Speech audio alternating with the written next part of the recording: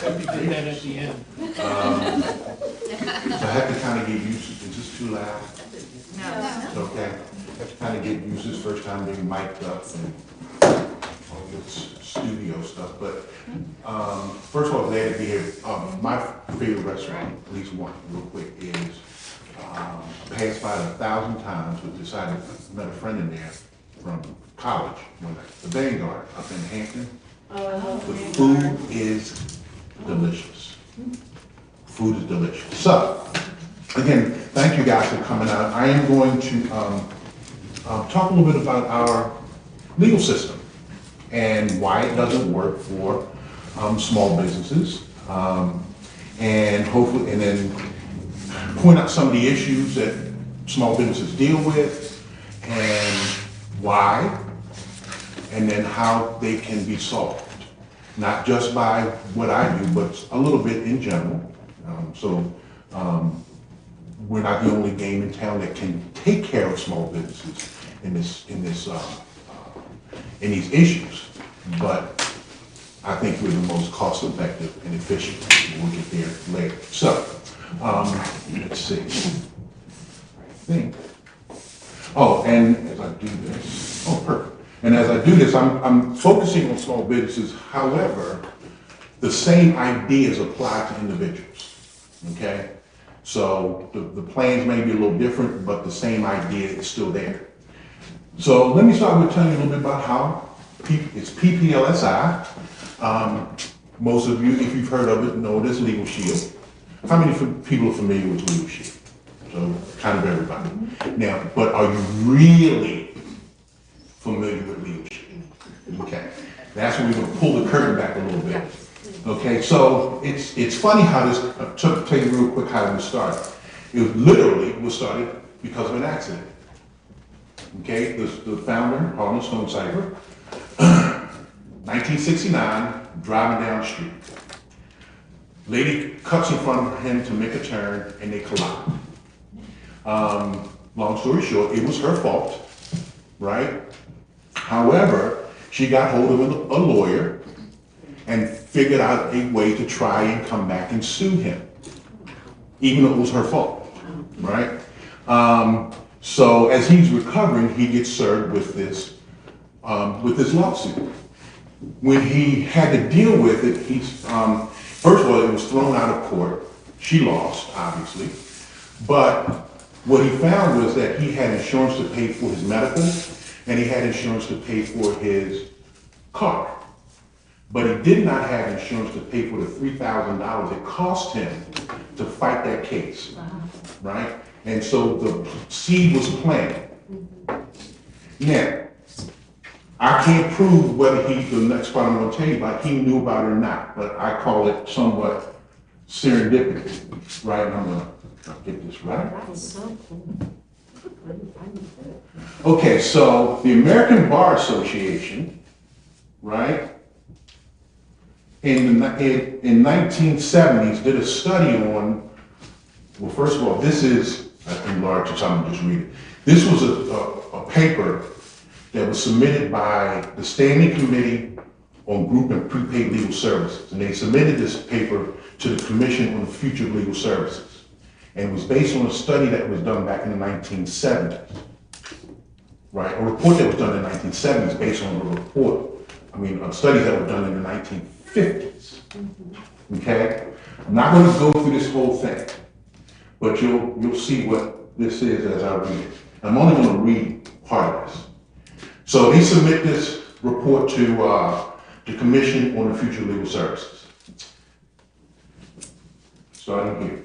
So, it is generally conceded that the fear of the cost of legal services has acted as a very real deterrent to the full use of legal services by a large segment of our public. In this day of full utilization of income produced with little, if any, financial reserve buildup, the average wage earner cannot handle unanticipated expenses.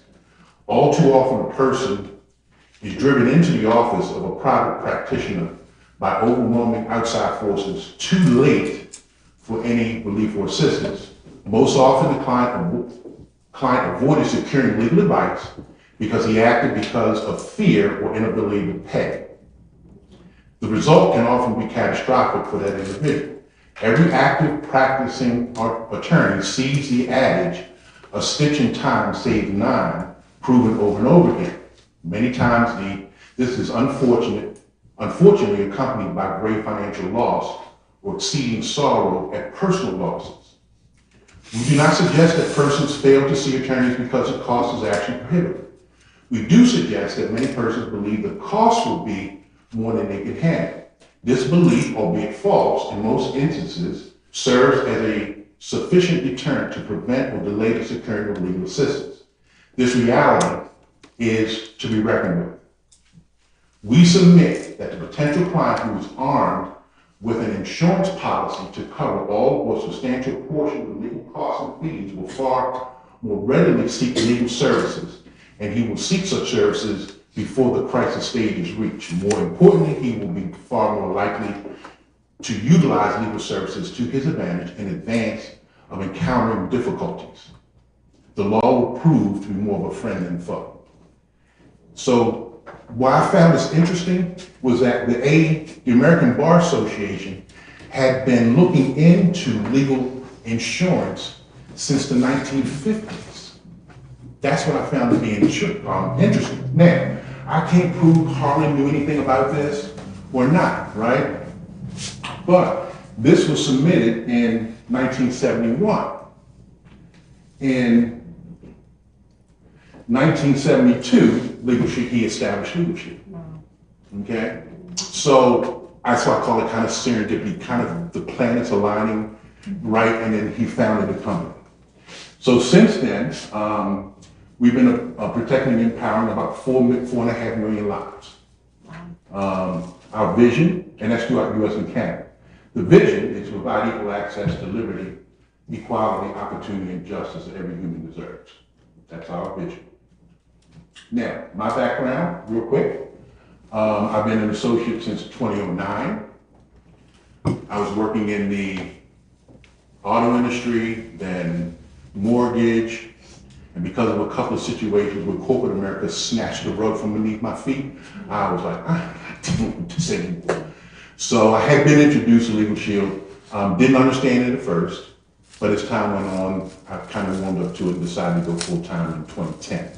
So that's how I came to where I am now. So let's discuss making LegalShield work with small businesses. So the question is our legal system really working with small business? For some, yes, but for most people, for most businesses, it doesn't work, okay? And there's, what did I do? Just click back onto the swipe. Swipe. I didn't read that.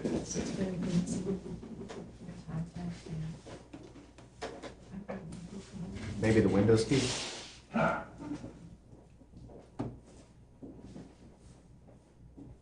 Okay. Cool. Yeah. So why isn't that working? Primarily it's cost. Primarily cost is the main barrier. But there's also a couple other things. It's very complex, as we all know. And the customer service side of the legal industry is kind of lacking. I'm not, look, there's no lawyers in here, right? Not to disparage, it's just, there's some realities that are true and probably some of them would agree. So, when it comes to the costs up front, you can look at costs as it's upfront costs, and on the back end, it's cost to lack of access to legal services. And I'm pulling this from some studies that were done.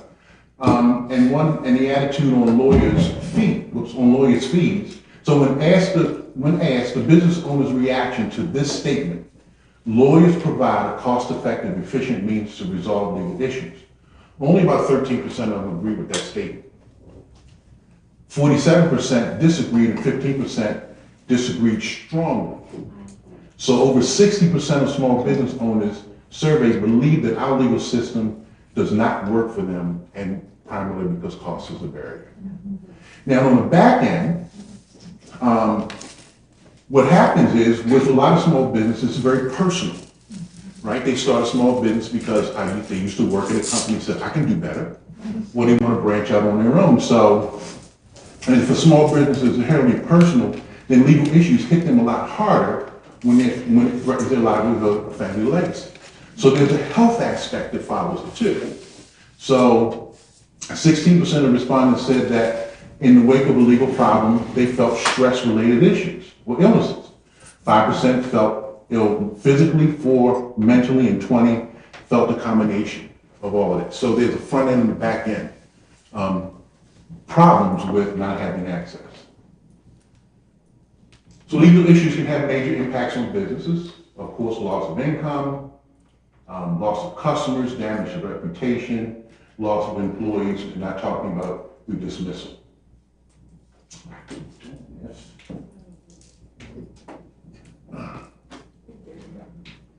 What did you? This one down here? So you're hitting me too. Kellen, try to pull, press the Windows key. See if that gets out. So Press that, again. just hit that. Press it again. Press the Windows key again. There you go. Okay. Okay. Sorry about that. I must be getting too far in the corner. All right. We also do law is complex. I'm not going to go through all of this, but these are the various areas of law that small businesses deal with. And then when you drill down into these areas, they're dealing with things like debt collection, contract disputes, employee theft, tax audits, and things of that nature, right? Another area of concern is customer service, okay? So, again, I'm making the lawyers in here, because they're like, man, don't talk about us like that. So, this is just an example of someone who posted a question online about how long should it take for an attorney's office to return a call regarding a consultation. So, and I just read this one, okay? So, and these are responses from attorneys, right?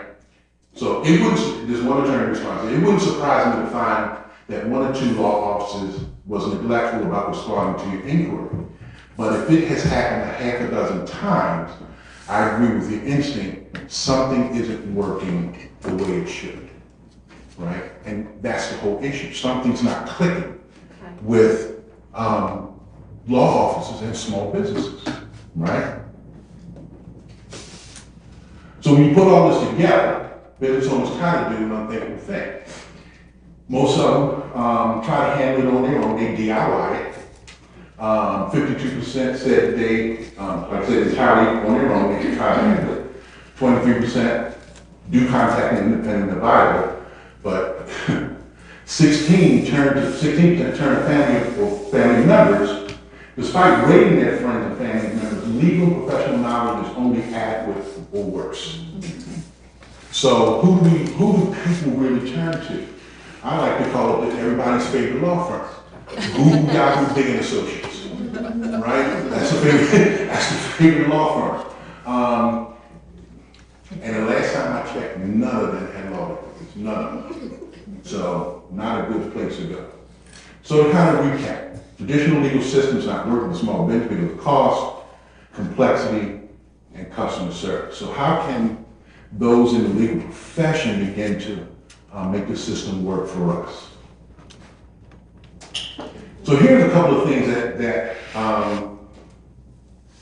some attorneys do, right? To address the issue of cost. They won't charge flat rate for a bundle of services. They put some services, related services together, charge a flat rate. It's a kind of one and done kind of thing. I don't know if anyone has ever heard this, but unbundling. That's when there's a service to be done, the attorney will pick the service apart and say, okay, I'll do this, this, and this, and if you can do this, this, and this, I will charge you for it. All right, so they kind of unbundle that service and split up the duty, so to speak, and so it kind of lessens the cost for the client. And then there's also the internet. There's a lot going on the internet. You can go get some services on the internet. Here's one that I pulled. Hire contract lawyers online. You just kind of look for the service that you need, type in a little bit of information what the situation is, and attorneys start referring back to contacting you with a bid. So you have to kind of, now they're bidding. So it's like a race to the bottom for cost. Okay? But for some folks it works. You gotta get what you pay for. And then you end up getting it correct. And you know who they are. They're coming out the woodwork. When it comes to customer service, they can improve by really learning from other companies, understand life from a personal perspective as far as the client is concerned, embrace the details, call clients back within a certain time frame. You know, just things that people would do, companies would do to improve their customer service. But you find that a lot of independent lawyers or smaller firms are not going to be able to do those kind of things that effectively. So, PPLSI, cost-effective, most efficient solution. So here's how we do it. So let me ask you this: where do you all think our secret sauce lies in trying to solve all of this? You think it's really in the cost that we solve this issue? Is it in dealing with the complexity of the law firm, or is it kind of found in the customer service? Customer service. We'll see. Let's see if you're right. All right, so we kind of changed the rules. The traditional practice of the law as we said, is not cost-effective for the majority of potential clients. It's simply too expensive. The traditional practice lacks customer service, monitored service standards, and formal resolution processes and the affordability. We actually have 40 full-service law firms that service our member base, which is throughout the whole country and Canada. They've been with us on an average of 19 years, and the average experience of our attorneys is 20 years or longer. So we have great law firms. We adopted the insurance model, right? And even back then, it's kind of what's known today as crowdsourcing, right? Remember this? An insurance policy. We address it from the aspect of an insurance program. There are other companies that do similar things, but they operate more on a directory kind of service. You call in, you get a list of attorneys to pick from. That doesn't address the complexity issues. A lot of people don't know what area of law they need help in, right? So, let's play Jeopardy for a second. All right? So, again, remember, I said a lot of this deals with individuals as well as small businesses. So here's some of the things that small businesses deal with. Here's some of the things that individuals deal with. But let's take this one thing, legal consultation. So who's actually is a business owner? Okay, with employees? We're just business owner, okay. If not a business owner, kind of think from the side of an individual. And just think about consultation. How many times in the last 12 months could you or should you have talked to an attorney for some issue? How many times? Just kind of think about that for a second. So, somebody give me a number. 3 times as a business owner. Anybody else? 8. 8. Anybody else? 2. 2, okay. Let's kind of go in the middle, 2 to 8. Let's go something like 5. So if you had simply did not have to pay for that phone call, and all you had to do was pick up the phone and call, right? And the average attorney's fee is about $300 an hour. 5 times in a year, you would pay about $1,500, right? So with that, we've been able to, and as you'll see, we've been able to deal with this. That same $1,500, even if as an individual or a business, you've got all these other services, and actually this is actually a handout that I gave you. You want to see it up close? all these other services for less than that $1,500. And I'm not gonna go through it, you have the flyer in the thing, but big things like unlimited consultation. So you can call, I'm joking, so you can call 10 times a day, 20 times a month, 30 times the next week and never get a bill. For just consultation, because really that's where it all starts. You call your attorney, I have an issue with, and it goes from there, okay? The personal plan is about $360 a year, $30 a month. Business plans range from $49 to $169. So even if you take the middle plan, if the needs in that middle plan meet what you need, that's what, $1,200 a year? And we're talking about five phone calls. So we've answered the cost issue. So here's what we did. Now we're getting to, this is where most people don't know about LegalShield, right? So we have a services team that works with our attorneys to basically train them on customer service. Okay? And we do it mostly by following Net Promoter Scores. Anybody familiar with NPS, Net Promoter Scores? All right, so you got a service, you engaged it, you just didn't know what it was, probably. The surveys that you get after you buy a product or a service from a company, you get a survey in the email. It usually revolves around one question. How likely would it be that you refer us to a family, friend, or colleague? Right? It's just one question. And it's rated from 0 to 10. From 0 to 6, from 9 to 10, if the score's 9 to 10, they're promoters. And these are loyal enthusiasts who will keep buying and referring others to your service or product. If the scores are between 7 and 8, they're passives. They're satisfied but unenthusiastic about it. And 0 to 6 are detractors. The Net Promoter Score is taking the detractors, the percentage of detractors, and subtracting it from the promoters. And that's how you get a Net Promoter Score.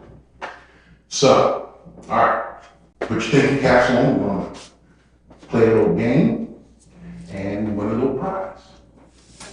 All right, I pulled some just to kind of give you an idea of what this is, right? So, Net Promoter Scores, and I'm going to pick 3 categories. I have 3 $5 lottery cards.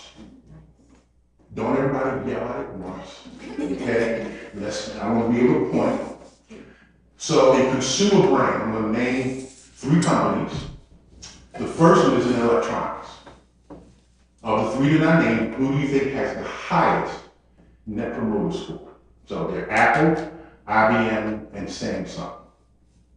Apple. You would be incorrect. All right. Samsung. Have to drop my device. All right, who said, I heard. Somebody said. Gary says Samsung. Okay, Gary. Yeah, that's a Now, the key is that, the thing is that, Net Promoter Score is going to differ based on the industry. So, you can't compare Samsung with, let's say, the next one, internet. It's just different business categories. So the next one is internet. Now, of the 3 I named, which one do you think is the middle score? If you think a little bit. Google, Facebook, and Amazon. Amazon. I heard the correct, did it come from over here? Google? It's Google. Google is in the middle. So the Net Promoter Score for Google is 11. Okay? Amazon is 25. Take a guess at what Facebook says. Negative. It's a negative. It's a negative 21. So thinking about that one question, Facebook is a negative 21. All right, last one. Now I want you to tell me who do you think has the lowest promoter Toyota, BMW, Honda. BMW. I heard Toyota, that's correct, but you got one? Gary, you can't. I know I said I'm BMW. just kidding. Give it to somebody.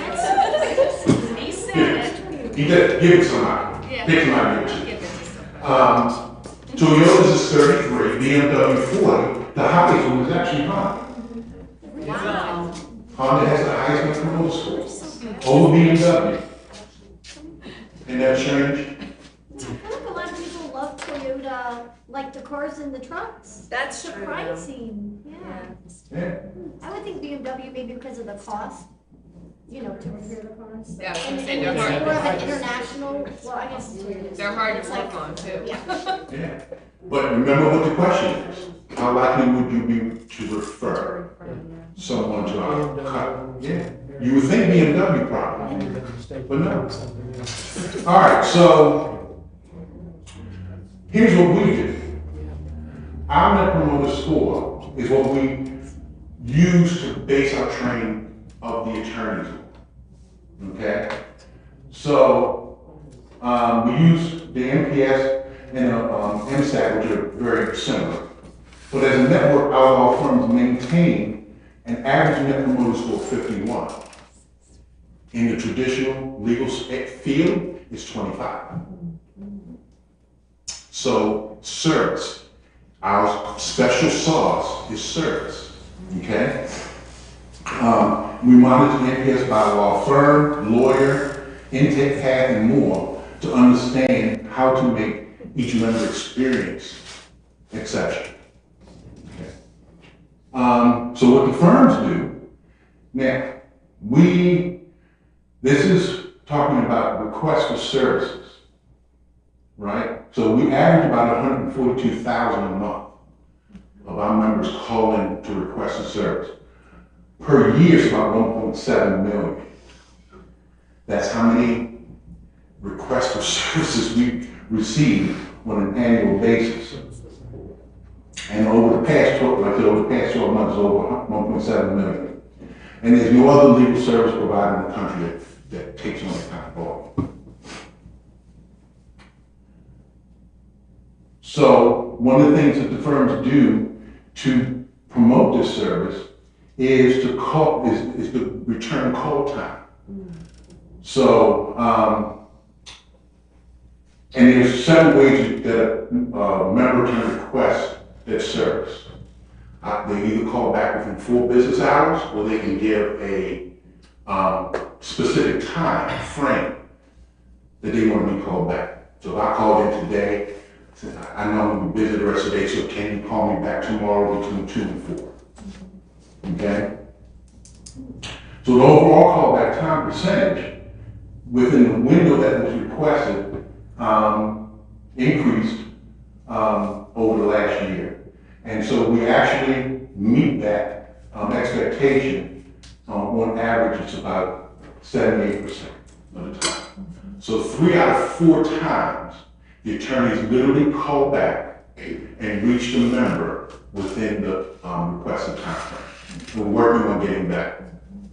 Question? I just want to really vouch for that because my interactions with my local firm has been like extremely on point. Yeah. And that goes back to what I read, the one attorney said, if you get back to you, if they can't get back to you in a couple of days, it's a problem. And it's a problem, right? So how they do it is when they call in, when a member calls in, there's a couple of things that the attorneys have to do before they actually can make that call back, right?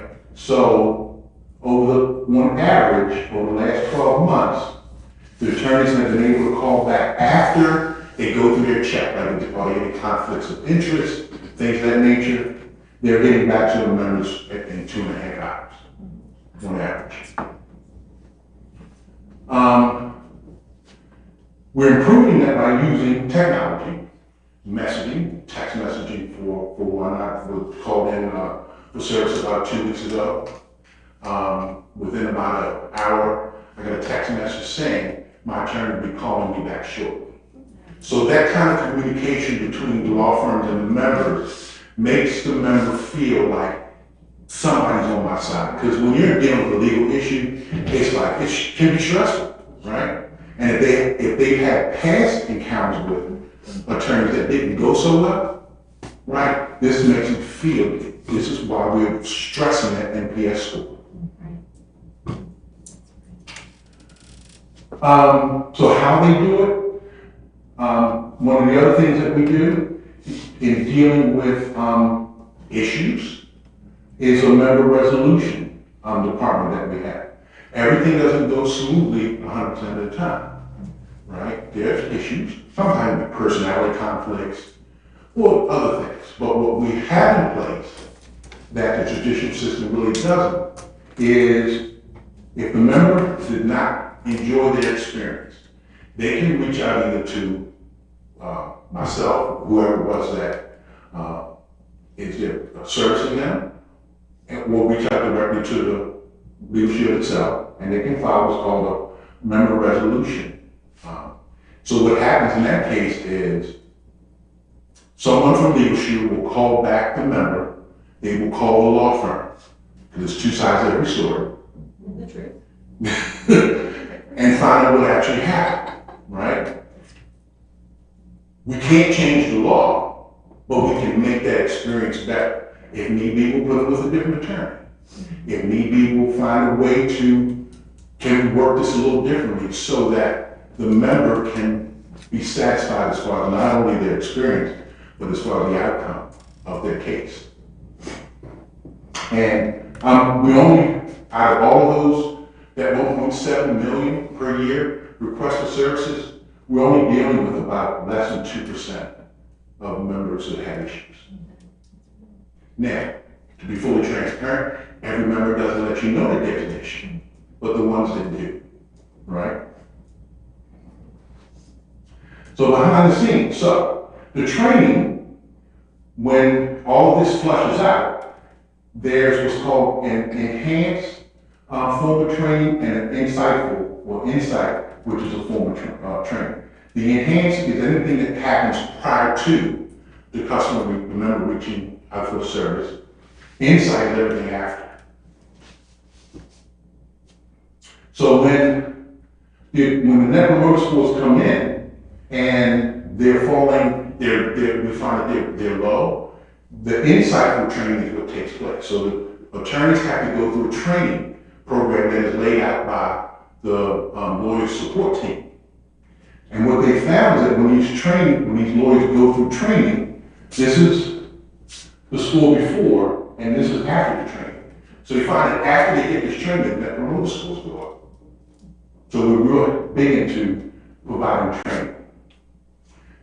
So again, they get the survey, an assignment is triggered by the team, and then they track the lawyers to completion of the training. And almost done here. So how do the members reach out to us? There's three ways. They can do over the phone, which is traditional, call their law firm, and put in a request for service. They can go online to the website to put in request for service, and there's also the mobile app, which is beginning to prove to be the most efficient. Okay. Here there's all kinds of things you can do in that app to set up the request for service. That's it. So now I'm open for any questions. It's good time. Questions, good part. Questions. So first one up here. So what does that intake process look like? So somebody picks up the phone or, reaches out to the LegalShield team. Is it, tell me what's going on? There's a triage of the symptoms and they're like, hey, I'll get back to you in 24 hours ideally, within the right legal team to address this problem or issue. Pretty much correct, pretty much. So regardless of the way that they make the contact, all they have to do is describe, not in great detail, but enough for the intake person to know what type of attorney to get back to. But remember, they're not dealing with, as a member, you're not assigned to an attorney, it's a law firm. So within that law firm, the bigger ones have 40 or so attorneys in it that deal with all different backgrounds of law. So to get the one that right one to call you back. So, yeah. So these law firms aren't they're not employees of LegalShield. No. You're just referring out to the right firm to take care of. No, actually, so in Virginia, you actually have what we call a provider law firm. Think about how healthcare really works, right? Your first call is to your primary care physician. Correct. Same thing here. Your first call is to your provider law firm. Right. Okay? So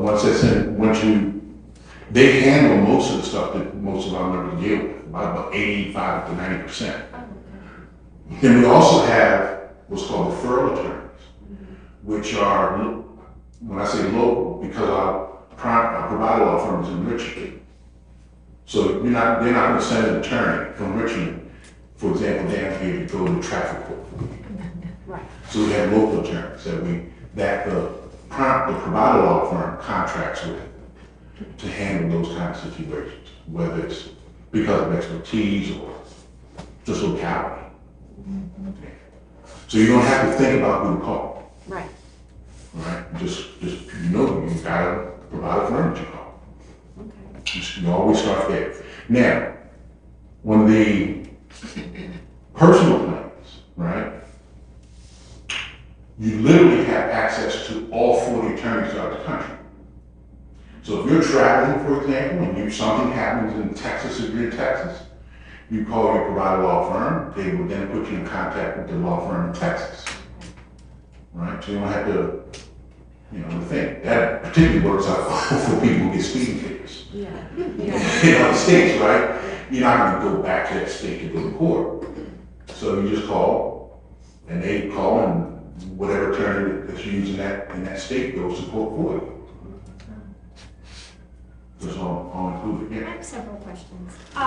To that, are there, like, you mentioned the 40 law firms that you guys directly contract with, but let's say there's a situation that happens in a state that maybe there isn't a law firm. Is that more of like an outsource, like at that point, that law firm would?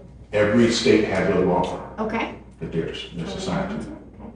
Second question is, if you have a business plan, whether it's the Pro, Plus, or Essential, hypothetical, what if a business has W-2 employees, but also contractual 1099 employees? And what kind of coverage does that business owner have in regards to both of those employee classifications? Okay. So now you're talking about offering the personal plan as an employee benefit, which we do. Nope.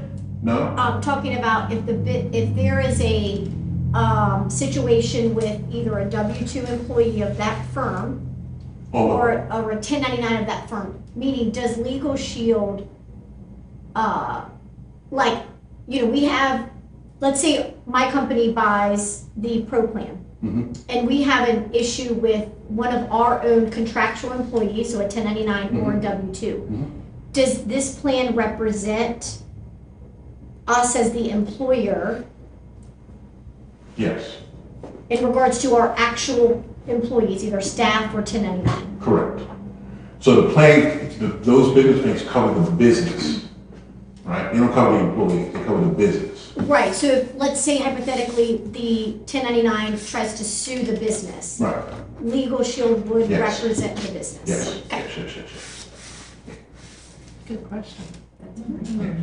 And when she mentioned that, and my misunderstanding what her question was, but I did say that personal plan is offered as an employee benefit.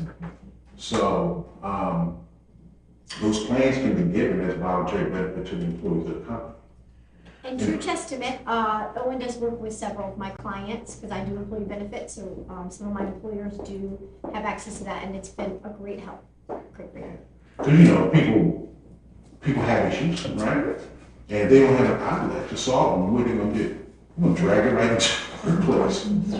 So what I like to tell employees is, listen, you let us handle their legal issues, and you just let them focus on their job.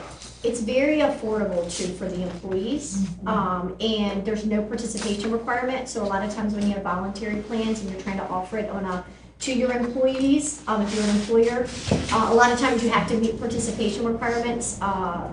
Their plan does not require that, so it's really nice. Okay. Any other questions? So just going back to the 1099, because I work with a lot of salons that rent space, so they're independent contractor. Mhm. So if each one of their, like stylists that are rent, like the 1099s, if they got the personal plan, does that cover them? Like, are they protected from, like, if something happens between them and their client, let's just say? Like, they're still covered, if something happened in the workplace, but it's a personal plan, does it still cover them as an individual? It will cover their individual things, however, because they're 1099s, to cover because they're like their own independent business, Correct. right? Yeah. So they would need to cover the business side of what they do. They would need what's called a home business supplement. And I think if you look at the one that has a personal plan, side by side, you'll see the personal plan and the one that says the home business supplement. Okay, So they would need both of those combined. okay, perfect. And that home business supplement has to be partnered or combined with the personal family plan Okay, because of the way that it works, okay. right? Covers a person personally and covers their independent business. Now, you don't have to be a solopreneur. It can cover any size business, that home business supplement, but the larger the business, the more needs. Correct. And that probably won't cover what they need. But for solopreneurs, people with just a couple employees or so, a lot of times that That would be, supplement, plus then you get to cover their family too. right, yeah, okay, great, thank you. For a business owner, do these attorneys, could they draft buy-sell agreements? Yeah. Any and all things like that. Say that again? Any and all things just like that. Okay. Yeah, all right. To wrap up, unless there's any more questions? Okay, What yeah. about trusts, family trusts? Yes. Okay. Look, any legal issue the attorneys deal with. Here's the thing. What you see in the plan, those things are covered at 100%. Anything outside of that, and you'll also see that, is at a 25% discount. So along the area of trust, in that personal plan, the will, living will, healthcare power of attorney, those are all covered at no cost, no additional cost. The trust, now you're getting a little more complicated. But yes, they will handle the trust. You just get a discount on the service. Okay, so the expectation is the trust there'd be billable hours for that, but you still get a discount? Correct. Okay. Right. Yeah. I know you say anything. This is a very much of a niche, but when it comes to cybersecurity, data breaches, data compliance regulations, things like that, you guys have attorneys in your network that handle incident happens, your company's on the front page of the news.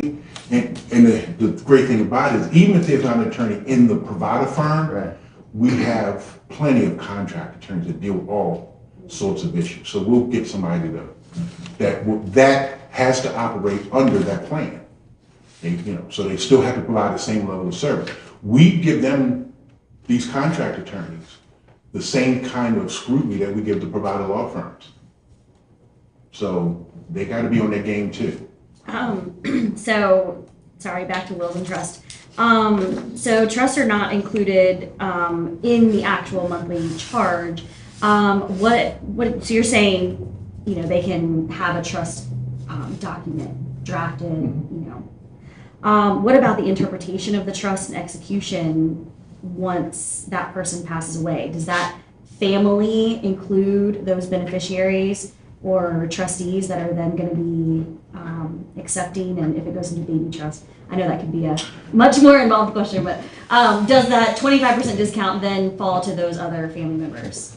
Because that can be a very long, drawn-out process. To the other family members, Or would they then have to pick up that $30 a month? they would have to get have the it. 25%. Because the plan only covers the member who actually took the plan out, Okay. right? So if it's gonna involve anybody else, So the family wouldn't include their children? yeah, they can get advice. The advice is always included. Gotcha. But that's, you know, a lot of times, sometimes in these kind of situations, that's where I was gonna go. But yeah, advice, yeah, you can get advice all day long. Okay? All right, so you'll see a form that says how to introduce me, and who I'm looking for. Contractors, electricians, you know, restaurants, retail, 500,000 to 2 million in revenue, 10 to 30-ish employees, and in business about 2 to 7 years. Kind of go through this now. I will tell you, this is how you set up an introduction. I look at introductions and referrals differently. Referral says, you know somebody that has a problem, somebody raised their hand, I can help. Yeah. Introductions gets me in prior to something going on. It's just to get me in front of someone. Let me kind of explain to you why you go to call an attorney, $400 an hour flashes through your brain and you hang the phone up. Let me explain to you how that problem can be solved. Right.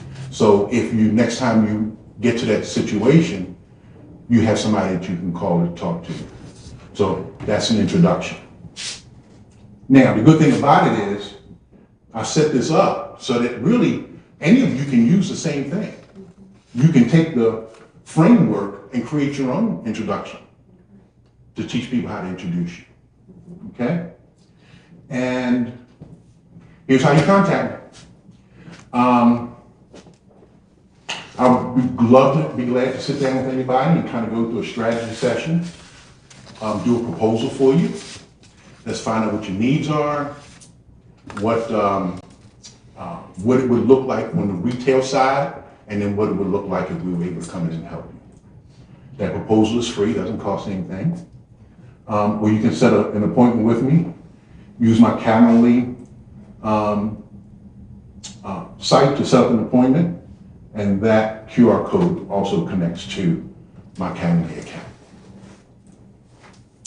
Yes. Can I ask one more question? I'm sorry, okay. If you are the business owner and you purchase or have that business account, let's say something non-business related, let's say there was a car accident of that business owner, so it's personal. Mm-hmm. Because you have the business owner account, does it transfer over to the personal, or it has to be two separate memberships? Right, correct. Thank you. Unless it was a company car. Well, Right, if it was a correct. company car, that's different, right? Yeah. Now, even if you have a personal plan, it has to be your personal vehicle. Okay. If you're in a company vehicle, that goes into a different strategy. Yes. Okay. Yes, you can call Gary, he will help you with that. So hopefully, as I close out, hopefully this kind of gives you guys a different view of what we did. If you know about it, you kind of knew us from the cost part of it. You didn't really know what we're doing behind the scenes to enhance the customer experience with dealing with legal issues. That's really what drives us, okay? The cost thing we've taken care of. That's a no-brainer, but it's the customer service side. All right. All right. Thank you.